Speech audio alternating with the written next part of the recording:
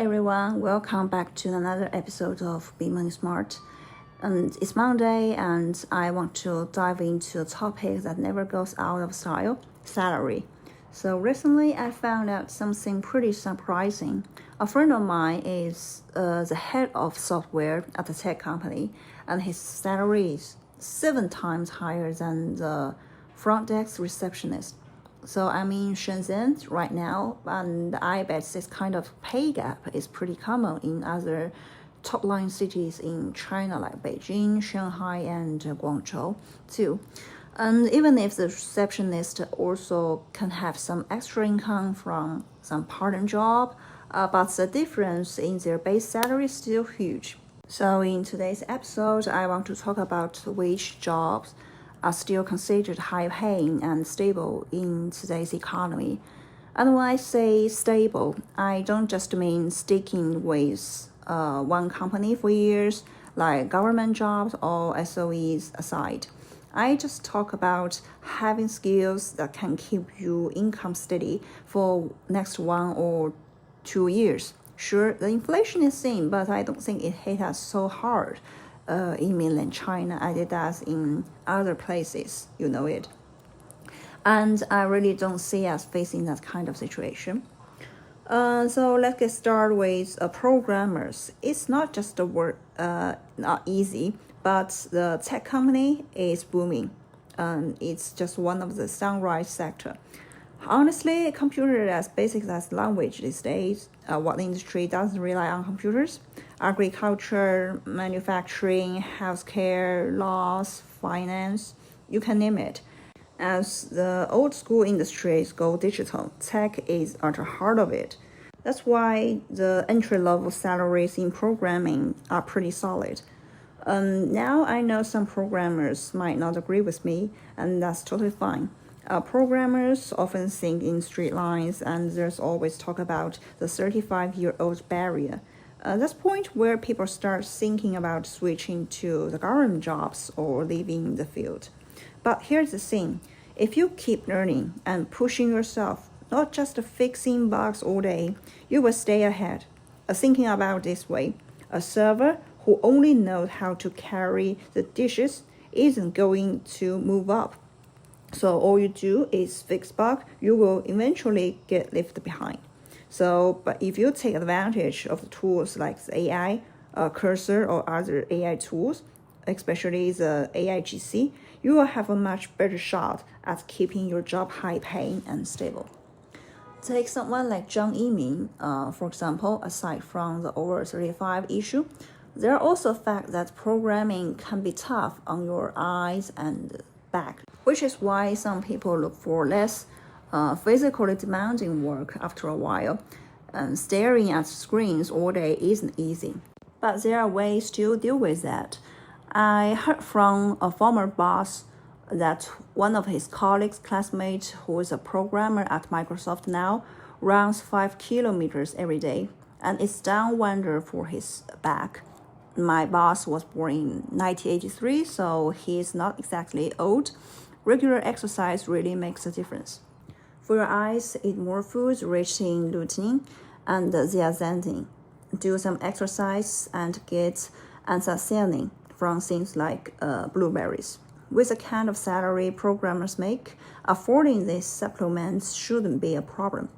This advice goes for anyone who spends a lot of time in front of a screen, like people in social media too. Another high-paying field in China is law. Whether you are a legal consultant or a practicing lawyer, this is a job that relies on specialized knowledge. It is not just about representing people in court. It's also giving legal and regulatory advice to all kinds of industry. ESG, which is environment, society, and governance, and it's a big deal right now, and it's already well established in Europe, Japan, South Korea, and Taiwan. It's still pretty new in mainland China now. If you know your client hears you are in great spot. And some people think law is too rigid, and that lawyers just benefit from government rules.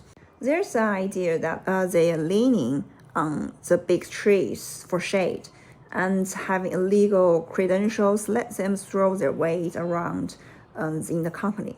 Sure, the compliance department isn't a moneymaker like sales, but it's absolute essential. Companies need those certifications to operate. There is always a bit of tension between the people who bring the money and those who make sure everything above board. But you can get rid of either side. This job is super stable. If you specialize in things like ESG regulations or AI, biomedicines, you can live in a pretty comfortable, especially for women. The work is structured. You don't have to go business travel all the time. You can count on the stability that comes with legal rules. You will spend time in front of a screen, but it's not as tense as programmers. And you won't be pulling the all night to fix bug. You can keep regular working hours, but you might have to get into some debates now. But just it's a part of the job. All in all, it's a stable job. And besides the teacher, you can specialize, pursue hobby, and it's becoming a new stable job besides the SOE job. If you pick up some skills in innovation or AI along the way, you will be in a really strong position. And you could even start your own consulting firm, which doesn't require a lot of startup money and can be pretty profitable. The third areas I want to talk about is teaching, especially the business course for entrepreneurs, like how to get the private market share.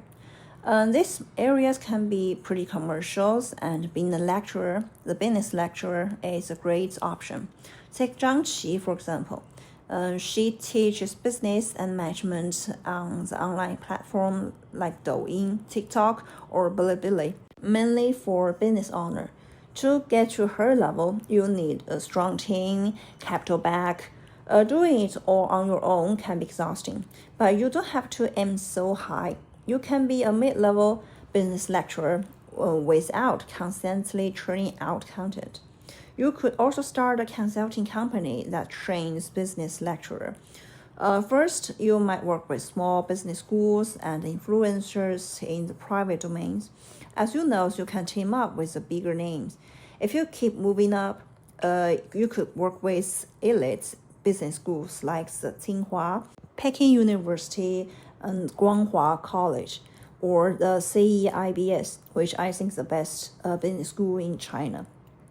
If you want to be a business lecturer, use your network, connecting with people on social media, and build your own circle, or build your own identity.